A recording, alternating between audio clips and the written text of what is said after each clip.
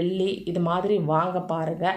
அப்படி எங்களால் தங்கம் வெள்ளிலாம் வாங்க முடியாது அப்படின்னு நினைக்கிறவங்க ஒரு பாக்கெட்டு கல் உப்பு வாங்கி வைங்க. அதுவும் மகாலட்சுமி வாசம் செய்யக்கூடிய ஒரு பொருள் தான்.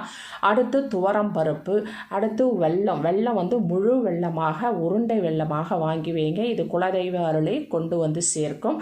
அடுத்து சர்க்கரை வாங்கி வைங்க. அப்புறம் வெண்மொச்சை, அந்த வெண்மொச்சை வந்து மகாலட்சுமி கடாட்சம் சுக்கரவசியம் ஏற்படும்.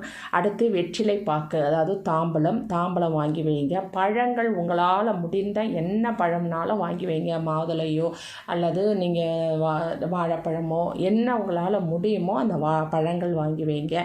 அடுத்து ஞாபகமாக நெல்லிக்கனி ஒன்று வாங்கி வைங்க. காது ஓலை கருகமணி, இது வந்து எல்லா ஆன்மீக ஸ்டோர்லேயும் விற்கும். இது கண்டிப்பாக வாங்கி வைக்கணும். இது ஆடி மாதம் முதல் நாளே வாங்கி வைக்க வேண்டிய ஒரு பொருள். இதெல்லாம் நான் பழைய பதிவுகள் போட்டிருக்கேன், நீங்கள் பார்த்தீங்கன்னா தெரியும். இது வந்து ரொம்ப